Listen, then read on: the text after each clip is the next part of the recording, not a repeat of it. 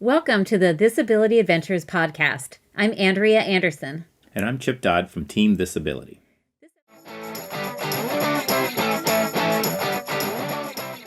Hello, everybody. This is Chip Dodd, Andrea Anderson from Team Disability, and this is the race ramble for the 24-hour adventure racing solo championships, facilitated by the famous Doug Silk from AR Watch. We are excited he had some more time to help talk us through this race that we're still recovering from. We still are limping and our thighs hurt and we're a little traumatized. So Doug, take it away, buddy.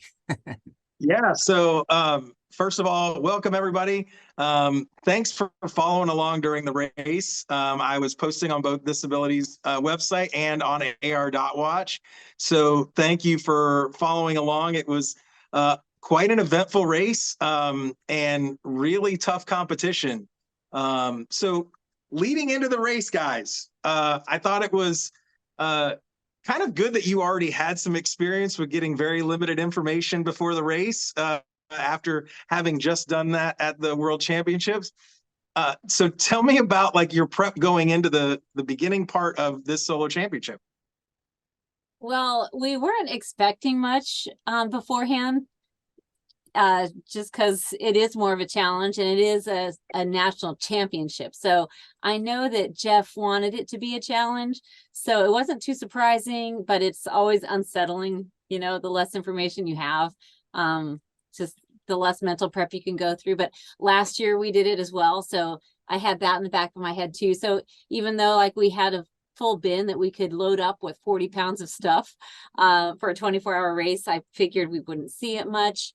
And yeah, I mean, it's just another challenge when that happens, when you don't know what to expect, but it wasn't too Well, bad. that's quite a difference from the World Championship where you guys had 2 totes for 9 days for 4 people. And today you get almost the same amount of things just for you for a 24-hour race. And you probably didn't know what to do with all that stuff. Exactly. Yeah, no way in. He was like, put whatever you want in there, put whatever you want in the bike, food in the kayak. I don't care. Just do it. Do you. That was the limitations on our solo championships. Did you guys feel recovered going into this, or how much fatigue were you still feeling? Because I think that was when you announced that you guys were doing this race, I think everybody was like, how are they doing this? They're machines. I guess I'll go first. I was having a little bit of trouble. Physically, I felt fine. Mentally, I had not recovered. And it's a hard thing to explain, but it was like, I guess, doing something like a solo race, especially 24 hours, where you're going to be pushing to your absolute max capacity for that period of time, is very different than a 9-day race with a team of 4 where you're going at low heart rate. You're just trying not to break stuff. You're trying to be efficient and efficient's a good word, or strategic, or just durable. And a 24-hour championships, screw the blisters, just get through the chafing, go. People are on your heels and it's nonstop. And honestly, I was kind of, when I got back, I was going through the normal kind of depression people get when they do a big expedition. You get home and you're kind of like, I don't like real life. I want to go back to that world. Coming into a 24-hour race, knowing what I was about to have to do, I was kind of like, mentally, I didn't want to do it. I was like, why did I sign up for this? It's going to be hard and miserable and I'm going to be sore. And just why? I kind of wanted my year to end on World Championships and not a 24-hour bust your ass and suffer fest as my year end. So it took me, after we started, I was fine, but really leading up to the start, I was just like, why did I do this? I think a lot of us at home. So I think a lot of people, like if you've ever trained for a marathon, right? Like you go out and you run a marathon at a different pace than you would run a 5K. So if you've been marathon training for months and months and months, and then you go run your marathon, and then literally 2 weeks later, they say, go out and run a 5K as fast as you can. Like, you can physically do it, but I don't know if you're mentally capable of going and like you forget how to push yourself that hard, that long, so I get that mindset going into it. Andrea, how about you? How did you feel? Yeah, I felt absolutely the same, but maybe not even as physically recovered as Chip was. I had gone on maybe 2 runs in between Expedition Africa and this race, and they were kind of slow and not very far. And I just knew I wasn't 100% physically and mentally. I just felt a little off my game, I guess. And, right from the get-go, like, it was just a reminder of how different races are. Your mindset, like Expedition Africa is totally different pace, different scale, everything, different scale of map, different scale of race. And so then being thrown into the solo nationals, the first leg, I think the scale of the map was 1 to 12,000. I just couldn't reconcile, like, what am I doing? Like, I felt like my pace started out fast, and then sure enough, I was back into that I just have to survive mode, which, you can't have that mindset and do well in a 24-hour race. It's like, I don't know, I just kept going back and forth between just surviving mentality and trying to crush it mentality. Well, and so let's jump right in, since you're talking about the map difference and going from this 50,000, because it was 1 in 50,000, right, for all of your maps in Africa. Yes. Then you go into this where, it's a lot smaller, or larger things on the map. Let's go into the first trek, Andrea, and we're just going to tackle this right up front. Talk to me about this start and kind of what was going through your mind. So, 1 to 12,000 kind of feels like you're tripping over the points when you've been used to 100 to 50,000. Like, the map is just so close together. But also, I get just really freaked out at the first of every race when, my adrenaline's high and everyone's around. And so I was tripping over people too, like, it was really a mad dash for the first checkpoint. And I guess you could have gone on different order, but I think most everybody went, 1 through 5 in the order of points. So we were all real bunched up close together, did great on 1, did great on number 2. And my brain like just short circuits, and I get to the road and I think I'm in a totally different place than I am. And I end up in some place that does not match the map at all. So in your post, you were so kind in saying that I made like an interesting route choice. When in all actuality, I'm sure everyone realized I was completely lost. Like, what was I even doing over there? I was wandering around CP5. And so I get CP5 thinking that I had just got CP3. So no. I climb out back up to a trail and I go the direction that I think I need to go in order to get CP4. And I see Chip. And I say something like, I think I just passed it. And somehow we communicate. And he told me that I had just gotten CP5 instead of 3. So if you see the maps, CP3 is like completely the other side of the map from CP5. I was ridiculous. So anyway, I totally just botched it big time. So of course, I'm down on myself and I finished the rest of the trek. But I think that mistake took me like at least maybe even as much as an hour. But it was awful. Yeah, I It was think, a terrible way to start. A lot of the teams got through the first trek in about an hour. I know that Chip, you were right there with the top 3 as you got done with the trek. And I think you guys were just under an hour, but I think most people were right around like an hour and 15. And I think, Andrea, I don't think you got to the paddle till about 2 hours in. And so it was a really big oopsie is what I call it. I think I called it. But I don't know anybody who's done adventure racing that hasn't had that, right? Like, you come out and you're like, oh yeah, I'm going to nail this. I know what I'm doing and the point's going to be over here. And you're completely disoriented, but don't realize it for a while. And then you have to get your wits back about you, not be down on yourself, and continue to dig yourself out of that mental hole that you think you've already put yourself in. Well, I would say one more thing that I should have been like, I should have known I was being ridiculous, because in my head, I'm like, I've got a new compass. and it's a global compass. And maybe I didn't check to see if it's actually working. So That's the compass's fault. maybe something's wrong with my compass. And if you When ever all ask else yourself fails, you that, blame the compass, right? but the advice is, if you ever ask yourself that, you know you're wrong. Just It's trust probably not the the compass. compass. It's probably you need to figure out where you are on the map and make sure you know where you are. Yeah. So I felt for you as I was watching the dots, as I'm sure a lot of people at home did as well. But like going into the paddle, like we talk about that goldfish mentality, right? Like you have to be able to put that behind you. Were you able to do that? And at what point did you get over that? Never.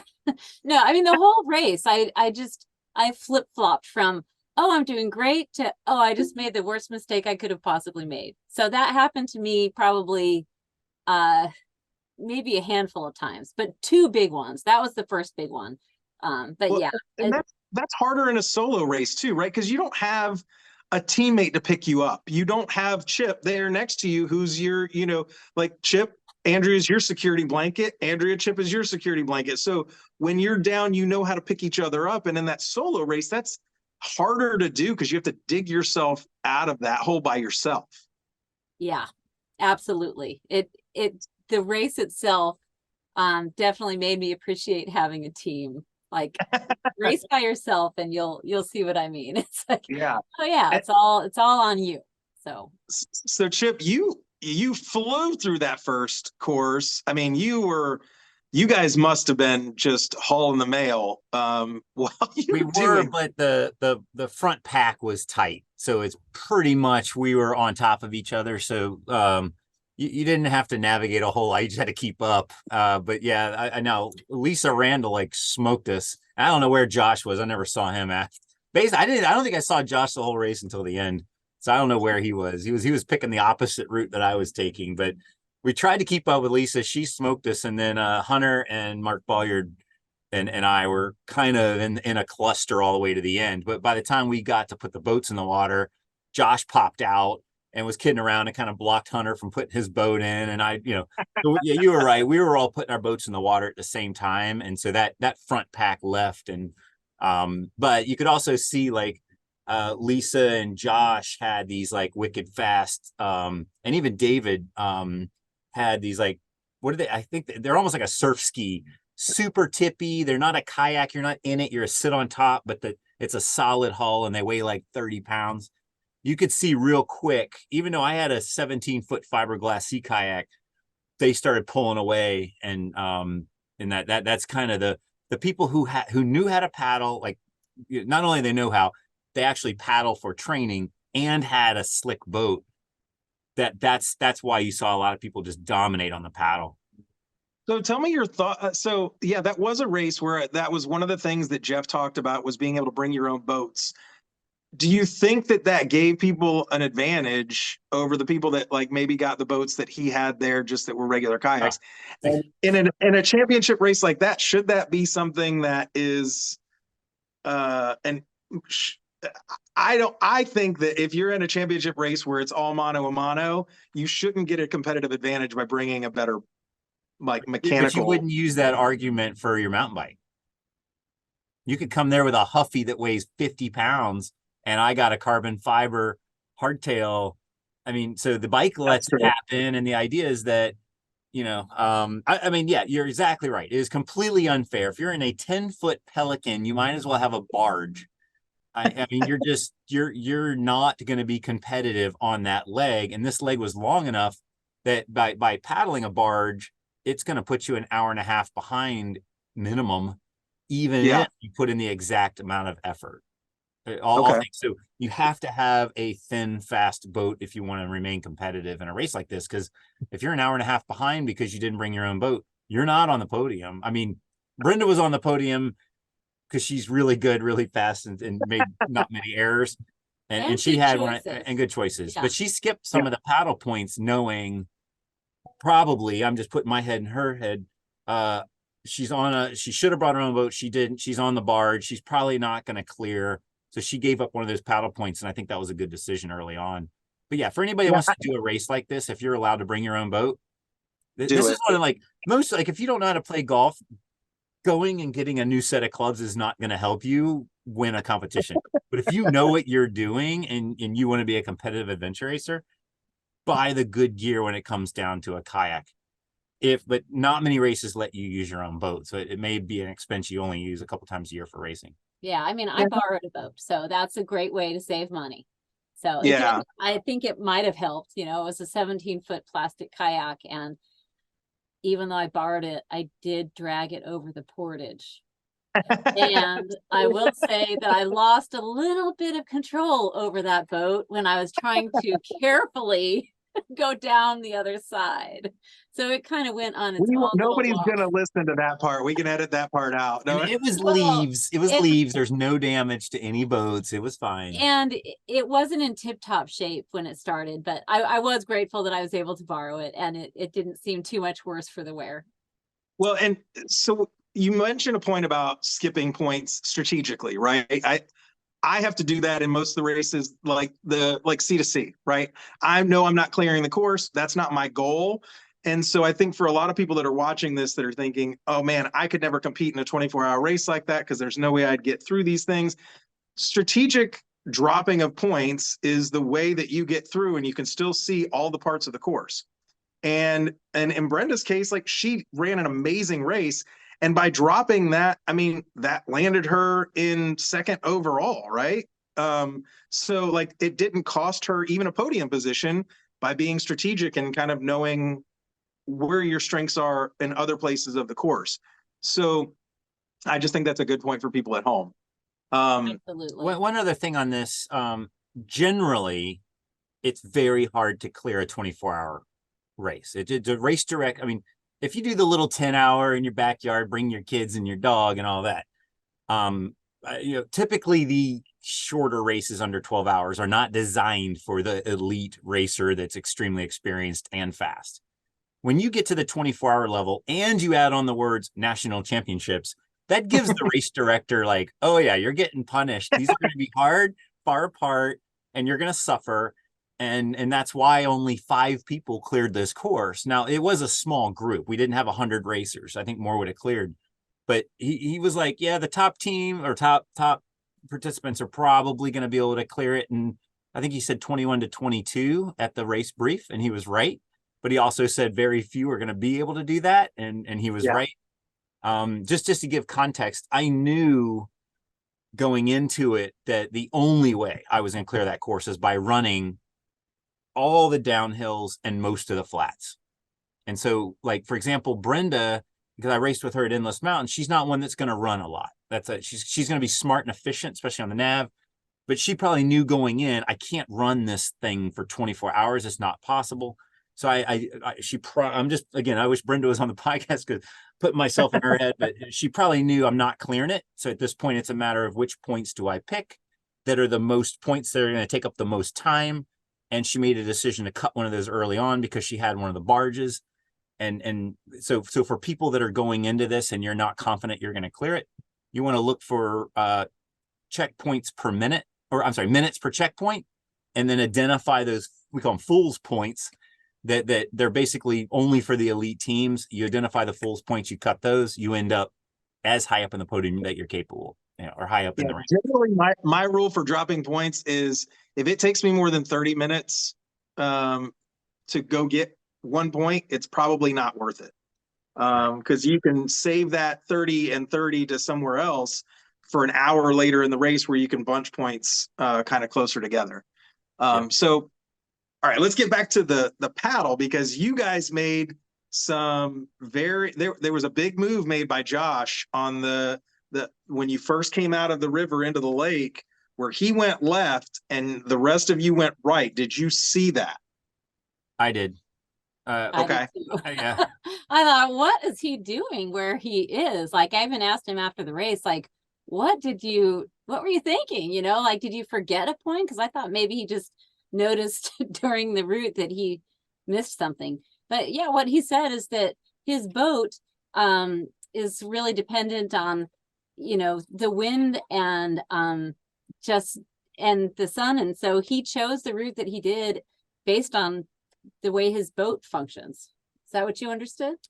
I did when he did it, I was trying to figure out why. But yeah, he was in one of those epic branded boats that are very they're super fast, but wind would make a lot of difference on a boat like that because it's very tippy. And I also, if I remember correctly, a lot of those fast boats have a skeg, not a rudder.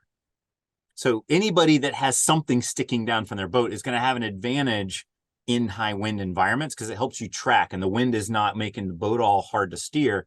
Because basically, if you don't have anything, you're having to paddle on one side harder than the other, which is basically you're taking away. Full power would be full stroke on both sides. If you're using paddling to steer, you're half stroking one side and full stroking or double stroking the other just to stay straight.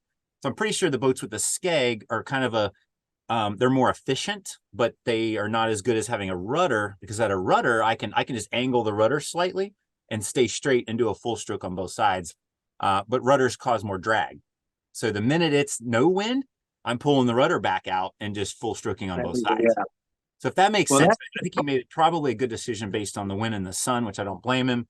The other thing that a lot of racers do, whichever way you think everybody's going to go, you go the opposite way if it's a loop, and that just keeps you out of the confusion and all the people running on top of each other. You get to run your own race, and it's fun to see people as they go by. You can kind of figure out where you are and say hi. So I didn't see him on the prologue part or the first trek. I didn't see him at all until the very end. So my guess is he went backwards. But I don't know. I never saw him. So I don't know, maybe it was just a strategy. Yeah, I don't know that I looked at it, but I did notice that he gained at least 20 minutes over the group of you guys, and basically Hunter and Mark, who went a very different way for the last couple CPs than you did. So it's funny because when Josh first went that way and then portaged across, I think I commented that that was a Chip Dodd move, right? Like, I know you are always looking for a way to portage, go cut across land, cut across water, whatever it is. I know you're always trying to find that way. So when I saw that, I actually messaged Jeff and I was like, oh, any other like places like this where people could get a competitive advantage? And he was like, you'll just have to see. I was like, right.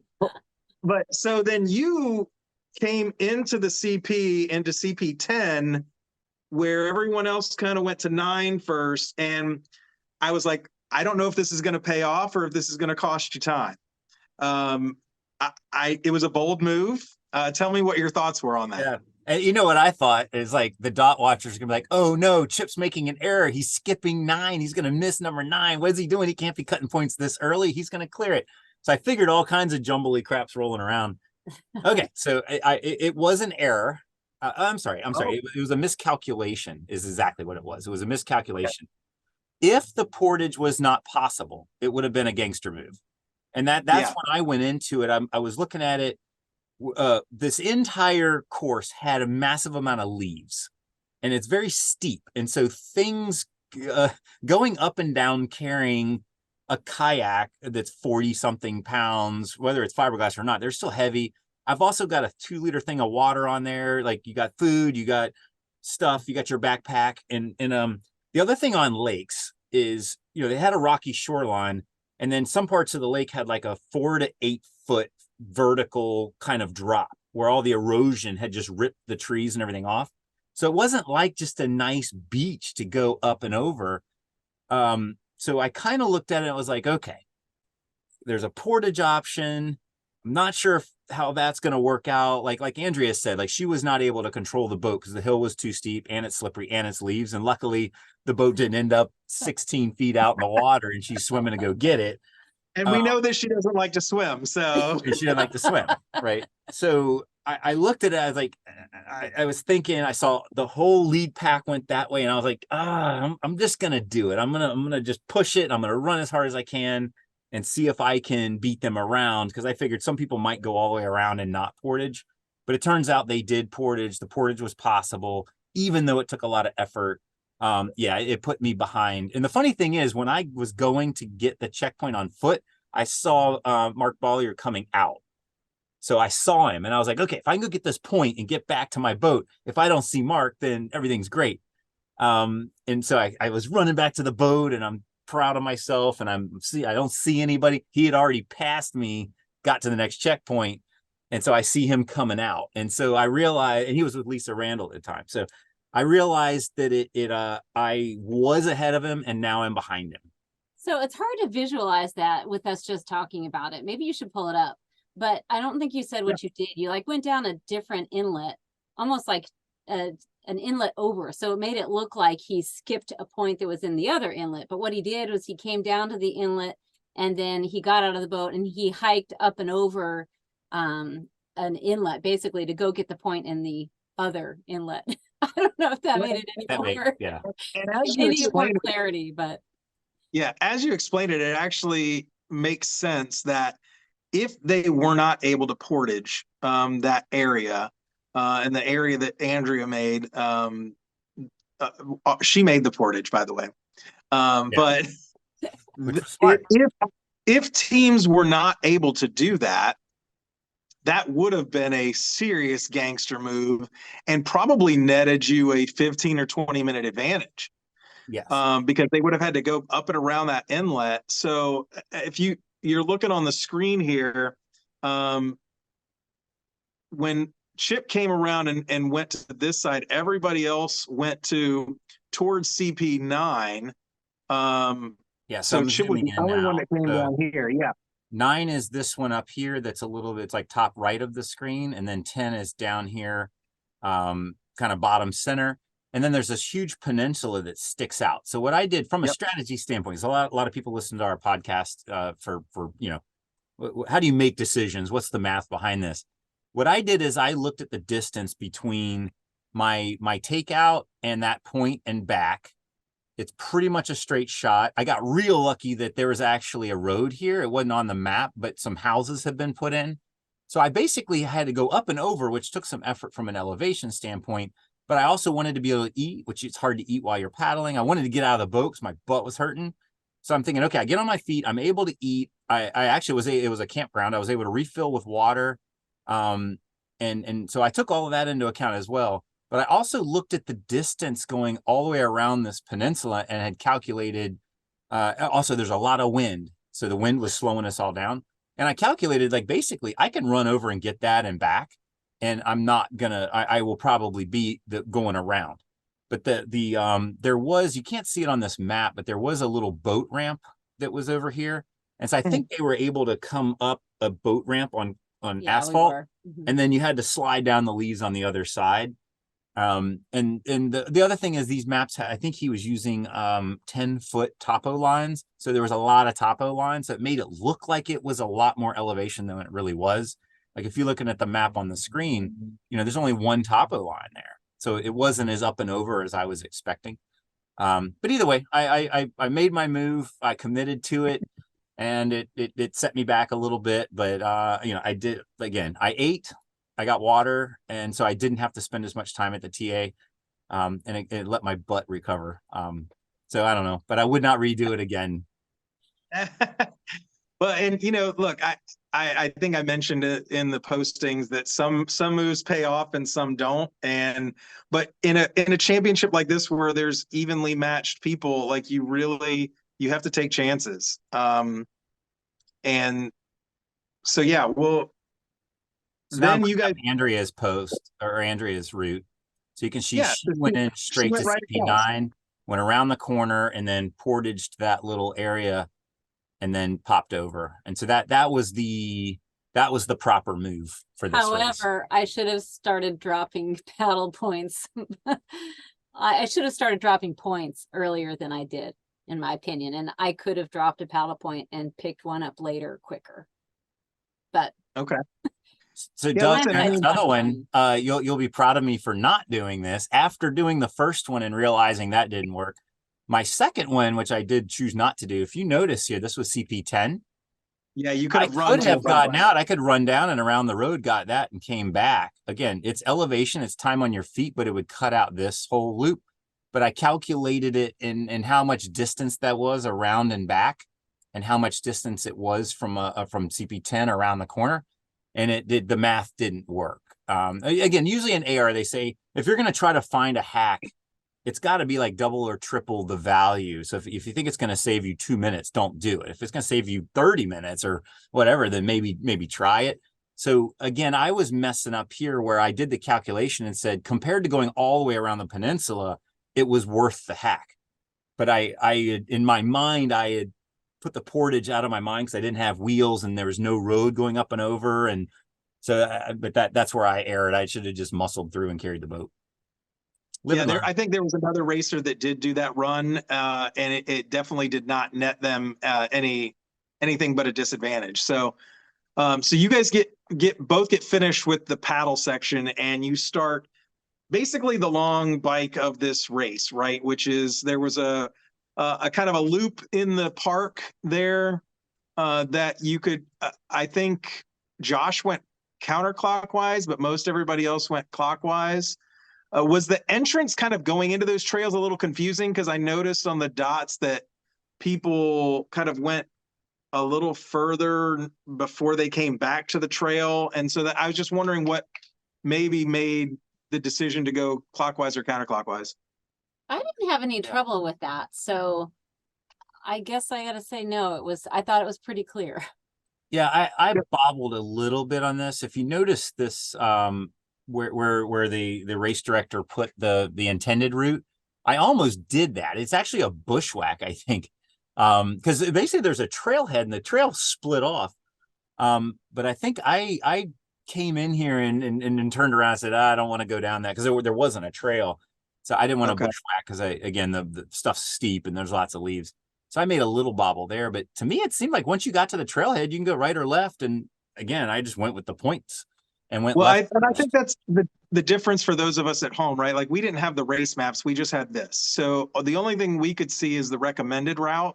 And so it looked like people, that little white section in between the two reds, a lot of people went past, like over the white section before they got to the trail. And It looked to us like people just missed the first turn. But because we can't see the race map at home, so all we're going by is that. Yep. So I think that's the difference. I think there was a trailhead, and I think that this was a decoy. It was like graded land. It looked like a house was going to go in, but there wasn't a trail there. Okay. No, that's great. And then you guys head out of the park and on a pretty long bike. What was the distance on that bike ride? It was 26 miles on paper. I don't know in real life how much it was, but I started that in the dark. Of course, I finished the paddle, I think at about 7 p.m., which was pretty close to one of the last people off the water. Maybe I might have been the very last. Me and another guy, I can't remember his team name. But started that in the dark, and I loved it. You know, it was that first little loop was really flowy single track. And then there was some it got really challenging when we got on the Pinhoti Trail. I think that's what it's called, and to hike a bike. And honestly, I was really doing well in this bike leg. I passed probably 4 people, and I thought I was doing great. So I passed a group of people. I saw that they were chatting, not really knowing where they were. And I kind of thought to myself, am I going to stop and help or no? And they're like, this is a solo race, so I'm not stopping. I hollered, like I asked if they were okay. And, I said, yeah, we've already passed CP, whatever it was at the time. I don't remember which CP. And so I gave them a little bit of, as much as I thought would be nice. And so I passed by them. I felt really strong. And I saw that they kind of thought, oh, they better start going. And there was one that's like left that group, and he and I stuck together quite a while. It was Mike Studeman, and his team name was Wonderlust, but he was a little unsure of the nav, and so we were kind of sticking. Well, he was sticking with me. I couldn't go fast enough to get rid of him.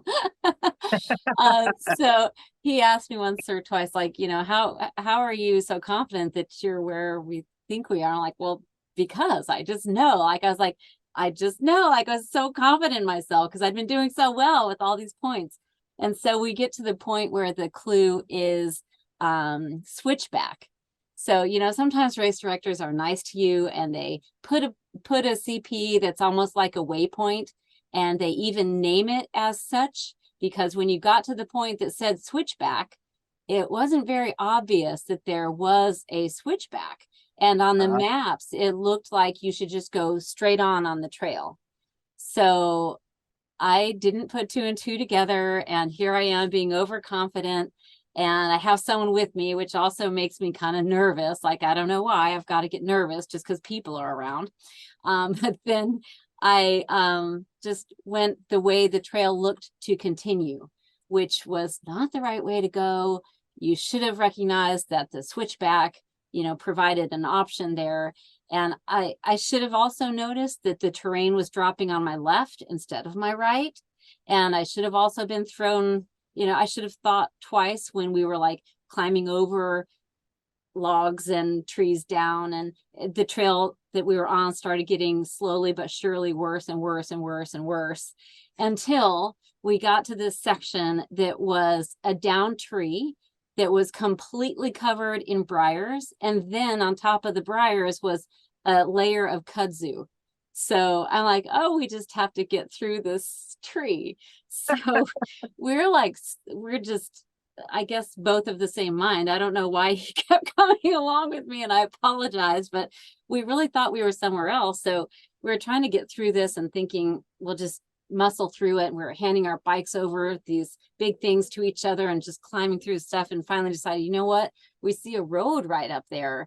We just have to crawl up the road, literally crawl up to the road.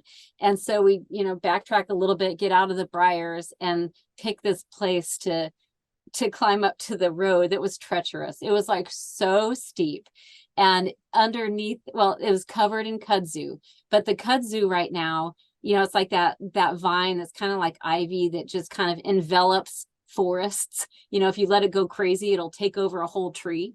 Well, this was all over this hillside, and it's the time of year where it's dried up, it's fall. And so it's kind of between phases, and underneath this layer of dead kudzu was like dirt, like kind of loose dirt. And so we're trying to go up this, and I'm dragging my bike, and every time I'd step up, the vines won't quite keep you, and you can't quite hold on to them to grip anything. But, I'm just barely hanging on this hillside. And then I'd try to pull my bike up, but then the pedal would get caught on the vines of the kudzu. And oh my goodness, I was moaning and groaning and cussing. And Mike was just calm and cool. And, he at first I was going first up the hill, and I was like, I don't know. I just took a little break there, and he would go a little bit. And finally we got up to the road. And once we got there, we went the wrong direction again, because we didn't know where we were. I just so blew it. And my heart. I was watching that. It was right around midnight. Like, I was just about to go to bed, and I had posted about where people were on that next trek, where, they had the kind of optional areas of it. And I was like, oh yeah, Andrew's going to be at the TA in no time. And then you kind of took that left where everybody else had gone kind of straight. And then, like, I think Wheelo's just behind you guys. And then I watched them go straight while you're still trying to get up that hillside, I think. And I was like, that has got to be brutal right there, because it looked like it was a scenic overlook, like for people to like kind of look out. Yes. So yeah, there were no trees on this bank, and once we got up to the road, it's one of those, paved roads that has a railing that, people, if you looked over, you'd be like, wow, that's really steep. Like, yeah, that's so, and there were no trees. Like, there was nothing stopping us from, cascading down this hillside. So it was pretty treacherous. And Mike and I are a little trauma bonded now because we survived this thing, and we stuck together until we knew exactly where we were, and that happened to be the TA, because we finally got to the TA. And like I said, I was proud of passing some people, and then when you show up at the TA and they're right there with you, like, oh, you're like, oh, darn it. Great. I feel great about myself now. Well, that's why they call it adventure racing, right? Like, right. It's not often that you do your route choice based on vegetation. Like you don't want too much, but you don't want too little because you can't just walk up these hills. It's a slip Yeah. and slide of leaves. So you're either on Yes. all fours like a cat, like digging in your fingernails and holding your map in your mouth, or you grab the vegetation. Like if you just like 1 inch, 2 inch diameter things that there's lots, and then you can grab the vegetation to crawl your way to the top. But the thought of taking a bike up this crap Yeah, without carrying your bike. crampons, like, Yeah. no, like you really need an ice axe and crampons for these leaves. They were the devil. It was But- very memorable. Right. So one of the most unique things about this solo championship was this next leg, which is the trek leg, where you didn't know what way you were going to have to get the points that he was going to send everybody differently. So that kind of broke up knowing where your competition was as well. So Chip, I think you got, in my opinion, the way that I would want to go first, which was go straight up the mountain. And go to the high point first and then kind of figure your way around the rest of it. That's the way I would have wanted to go because your legs are fresher, you're stronger in going uphill at that point because it's not as late as the race. What were your thoughts when you got that? And did you kind of know where your competition stood? I think if I remember correctly, I think I saw David and Mark, but Lisa wasn't at the TA. I didn't see Hunter or Josh. They were all well in front of me by then. Again, they smoked me on the paddle, so I knew it was kind of like it's like this little tiny front pack that had seemed like 2 or 3 hours on us. So it was really the competition was for me. It was like Mark and Dave. Those are the guys that I kept seeing. And we all know each other are clearing and we keep leapfrogging. But yeah, I kind of knew like Josh and Hunter and Lisa are just so far ahead, just don't worry about them. Focus on these other two guys. But the other thing we didn't say, the bike leading up to that trek, from the time we got off this road here, it was a hike a bike the whole way. And it was just rubble, it's not single track. It was just you and these boulder baby heads and leaves and roots and you're tripping, but you're literally pushing your bike the whole way. You couldn't, it's just, I mean, maybe some superhumans were able to granny gear up it, but most people were pushing their bike. So when you get to this TA, you're not exactly like, oh, I'm fresh, I'm so happy to get off the bike. No, you've just been on your feet for 2 hours and you're suffering. So luckily they had hot food and a campfire and I ate like a big thing of shepherd's pie, gluten-free that Jeff had gotten. And so a lot of people were recovering in this TA, getting ready to go out. But I'll tell you honestly, the reason I picked it, because the way I looked at it, and the green squiggle is messed up. There's no way somebody will go up and over the road and back down and then up and over the road. So you shouldn't follow the green squiggle on this. That was not an appropriate route. But basically you had a choice. It's like you have a circle and you're either going to go clockwise or counterclockwise, and you have to choose where to enter the circle, right? So basically that was kind of my thought is, do I want to do anything complicated or do I just want to leave the TA, go up the road and then drop in? And I kind of just picked what was obvious and easy. And I think a lot of us picked the same thing. It was like head up the road and pick an opportunity to drop in on the trail. I chose the first bend in the road because right there it looked like the topo was less steep. I think Josh went up a little further and dropped in straight to the CP, but it was more distance bushwhacking. So that's why I didn't like that, but I could see why he did it because you could run the road instead of the trail. But these trails were runnable. These were, it was hard if you were trying to do single track. So they were kind of beefy hiking trails, but pretty much I was able to jog them. So I felt pretty good about that decision going up the road. Some people dropped in on the trail right out of the TA. I think that would have been a little bit slower. But, after you started your loop, whichever way you chose to go, I mean, all of it was lots of ups and downs. It was just, there was not much flat in this race. It was like either you're tripping and stumbling and falling, trying to go as fast as you can downhill through rubble and deep leaves, or you're suffering and huffing and puffing going uphill. And even though the trails were runnable here, the points themselves were, 100 meters off of the trail. And once you got off the trail, it was back to, being in steep re-entrance or steep hillsides. Yeah. And my reasoning for, I think I did it the opposite. Like I did counterclockwise. did. Did you do Yeah, clockwise? I did clockwise. Yeah, and I my think, reasoning for that was mostly because I'd spent a lot of time lost in that first small trek. So I decided to go the way we had come up so that I was already familiar with where we had come from. So yeah. that was my only reasoning for the way I went, but I still liked it because I was able to run a lot of the part that you probably had to walk up. I don't know. Well, and I'll tell you, both of you guys had really good navigation through this area. I know, like Lisa Randall, she struggled trying to find this one point that was off the river. I think that it's like right Yeah. parallel with the TA. It's down She here. she struggled on that point. I saw on the tracker, had to reattack it, I think, a couple times. But you guys both had really clean navigation through that area, and Andrew, that had to feel good. Uh, after what you went through in the first leg, to go through a clean leg. I mean, that's what we all want, right? You want to clear a leg, you want to have clean navigation, and get to move to the next thing feeling good about yourself. Yeah, and I forgot. Well, I need to mention that one of the spots I was at that might have looked like I was making a mistake actually wasn't. I had decided to bushwhack around some private property to get back up to the TA, and as I was going up there, I saw a bear. So Oh, geez. the bear, it was a black bear, and I want to say it was medium size. And it went in the direction that I needed to go. And it was on like a hillside with a bunch of rhododendron. And I thought that's just where they like to be. I can't go that way. So I totally That's smart. backtracked. Yeah, I backtracked and I went really kind of a long way around because I was scared. And Yeah.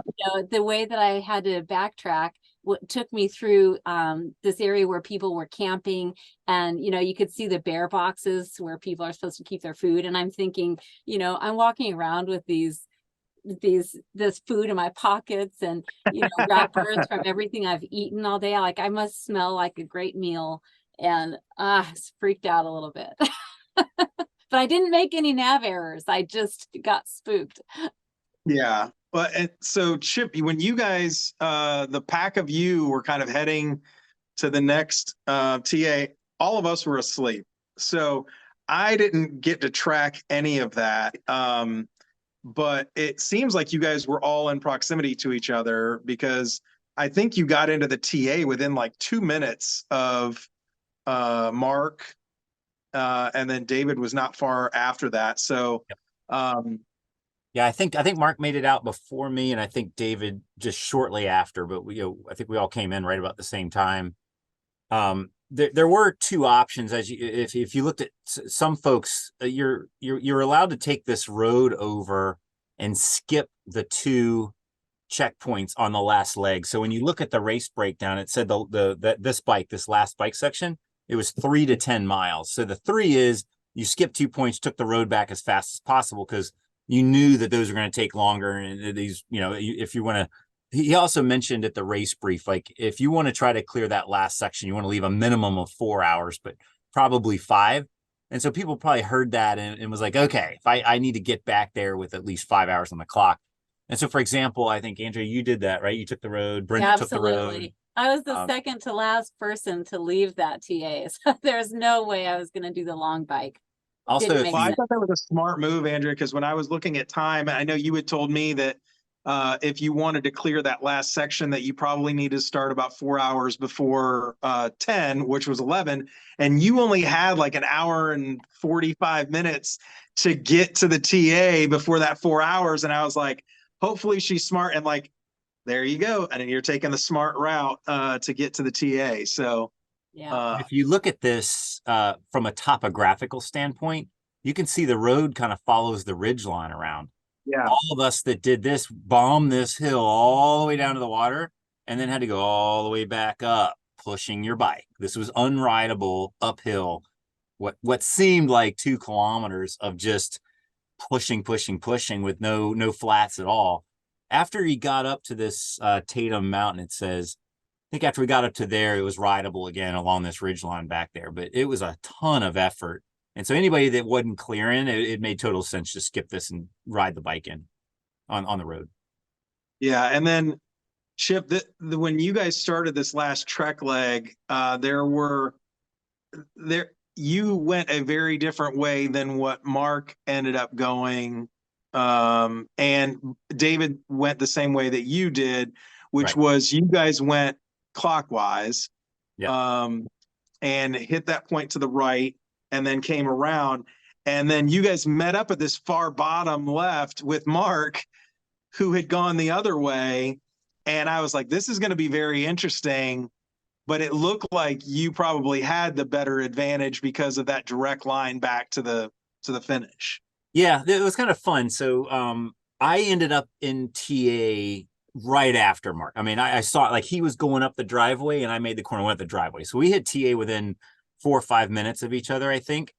I transitioned a little bit quicker and started off in a clockwise direction, realized I forgot my water bottle up on the table, and I don't have salt tabs, so I have to have scratch or something to mix with, and I don't want to muck around with my backpack.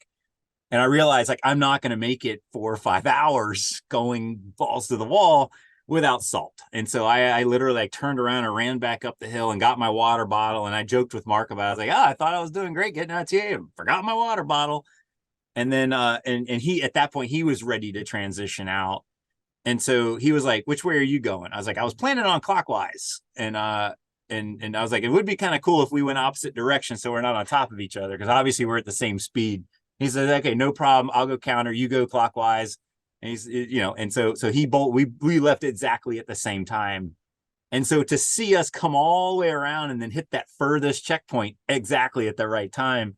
And we chatted for a second and it was like, I came up over this ridge. I was cramping up on both legs, like literally peg legging. I was not able to move. You could go around. I don't know. I'll bring it up on the chart here if you can see it. It's kind of hard to tell, but basically you can see the trail is in red and the points over here. It's not showing on here, but there's a big elevation between the trail and the point. So if you go the most direct route, you're going up this steep, impenetrable, too slippery, crazy incline. So I had chosen to go a little farther down where the topo was getting smaller and widening out, but I didn't go all the way around where I could just come up the stream.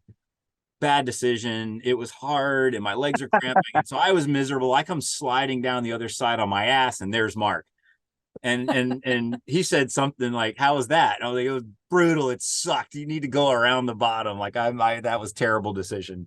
And then he's like, how was it on your side? And I was like, none of the points were that tricky. It was just hard and, it was rough downhill. How about you? And he says, nah, everything on this side is pretty straightforward. And, so we kind of just said, okay, we'll see you later. And so we both knew we're at the furthest point. At this point, it's going back to the finish. And like you said, I kind of looked at the map and was like, the distance looks a lot longer the way he's going than the distance looks like I'm going. But there was also a little trail that was very faint on the map that took you up. Let me look here. The trail that took you up to CP27, which again, the green line is not accurate. You're going to go from the furthest one to CP27, loop around to come get CP28. But either way, I kind of looked at it and was like, that trail probably is crap. I'm not going to be able to run it. But the trail coming down was a lot further in distance. And so I think at the end of the day, that's what gave me the advantage. We both were running. It was like, I think the three of us, David too, we all knew like we have to run everything that's possible to run or we're done. We start walking. But and David was there. Okay, so I see Mark on the way in. We talked for a second. And then now I'm kind of licking my wounds coming out through this dense rhododendron and I run into David. Like, hey, what's going on, dude? Because we had been leapfrogging the whole race. And and he was hot on your tail. And like I knew at that point that would probably motivate you to continue to push yourself past the cramping and like all of those things, because you cannot let your foot off the gas, because if you do, you're going to get passed by not only one, but maybe two people. I assumed that. It was like everything had to be extremely efficient. There can be no errors. Yeah. It was tough. Then David comes in. He had come around the bottom and I was coming out and literally he's just minutes behind me basically. Yep. And I said something like, man, you made the right decision, because I came up and over that mountain and I about died. And so we chatted for a second and then he kept going up to get the CP and I left like, just like, holy crap. I think I even like, there's one part of the trail is kind of flat, and I pull out my little peanut butter and jelly because like I'm going to need carbs for this. I'm about to put on afterburn. And so I ate like a whole peanut butter and jelly, and I think I had a bag of peanuts or M&Ms. So I was carbo loading, knowing as soon as I hit that hill and start going up, it's going to be full out energy. Yeah. That was tough. And Andrew, all three of us knew exactly. We're being friendly, and they were like going to choke each other out and run to the finish. It was so much fun. And Andrew, so when you came into that TA, did you know kind of where you stood in the race? No, I mean, I had a good idea that I knew Lisa would beat me. I knew the rest of us ladies had dropped some points. So I wasn't sure, but I had to make smart choices for myself no matter what. There wasn't an obvious way to get those points, and I had limited time. So I did what I could. But I do want to say before we run out of time that I am just super excited that Lisa Randall raced and gave these men a run for their money. That was super exciting to see a woman do that. And I'm also excited that Brenda whooped me. I mean, she'll tell you she's in her 60s and I want to be like her. So, you know, it's really cool to see women represented that way. And if you're a woman and you're listening to this, make sure you go to Women of AR on Facebook and go there to get some inspirations. But I'm just, you know, I did my race and I'm happy with how it came out. I would have liked to done better, but man, to be beat by those two is really pretty cool. And I gotta chime in on that. I totally agree with everything she said. And Lisa, unfortunately, I think she missed a point on that last trek only because it was like the way her map was folded. It was a complete fluke. She earned third place overall. She whooped me this entire race. The only reason that she was not on that podium was because of that one. I mean, I'm sorry, not podium. She was on the podium, of course. In the rankings, she earned third place. She dominated that race. Well, and it was funny because checkpoint though, and you don't get it. Yeah. That last CP that you guys all met up at, that's the one that she missed. Yeah. And when I saw it on the map, I was like, oh, why is she just cutting up and going up to those other points? And I thought maybe it was because she knew at that point she had the race in the bag because she hadn't dropped any points until that. And maybe so I didn't know what the reasoning was. So that makes complete sense that it was just, I mean, it goes back to what we talked about with Team 400 at the World Championships, right? Like you can be the best team in the world, but you have to pay attention to every detail. And that's what separates adventure racing from other things is you cannot fall asleep. You have to constantly be engaged. That's what I love about it is, you know, you can't zone out for a second because if you do, you miss the switchback that takes you up into the kudzu field. And or you make a dumb error and do a portage or a non-portage hack. A non-portage, right. So, I mean, she ran a great race. And it was funny because as I was posting some of the things, like I was giving a men's update and then a woman's update. And I was like, I should be giving an overall update because she was crushing you guys. And so it was fantastic to see. You guys both had great races, especially considering what your bodies had just been through a couple weeks ago, and mentally and physically. So you should be very proud of what you did. I mean, both of you landing on the podium, and you know, third place is a great place to be, and you should be very proud of that, especially given the competition. And like you said, these race directors don't want you to clear; they don't want you to conquer their course, and so you went out and did that. So I hope that everybody had as great of a time as I did watching you guys race another race. I hope that they will continue to follow you guys and to go on over to AR.watch and give us a follow. We hope to be out on more courses, bringing you more teams and bringing you kind of insight from the races as well. So as the race season for 2024 kicks off, I think it's going to be a great year for AR. I think, you know, obviously with the new movie coming out and the attention that that's going to bring to the sport, I hope that we all continue to bring that. You guys continue to be an inspiration. And thankful to be friends with you guys and to be part of the disability family. So thank you. Thank you so much, Doug. Yeah, thank you for facilitating. And one more small thing, you mentioned race directors. AR it used to be Air Georgia. Now it's Warrior Adventure Racing. They had, this course was amazing. The volunteers were amazing. They gave us dinner the night before, hotel rooms for the night before the race. We even were able to shower the next day and breakfast the next day. In a beautiful location. Beautiful location. Wow, with a gorgeous view. So definitely check out their lineup of races. They're really up in their game, and so it's just check them out. We've been having a lot of fun doing their courses. So Yeah, Thanks Jeff a lot. always puts on good races, and you're going to get great food at an a Warrior race, right? yes, So the I'm TAs are sad like that a I missed that. magnet. You can't escape the TA. They're so good with food and fire and all that. So okay, I know you got to run. Thanks so much, Doug. Thanks, Nope, Doug, can't and wait to thanks do for the next listening, one, everybody. guys. Yep. Bye-bye. Bye. We hope you enjoyed this podcast. Please take a moment to leave a rating and a comment. If you have a question for the next mailbag segment, call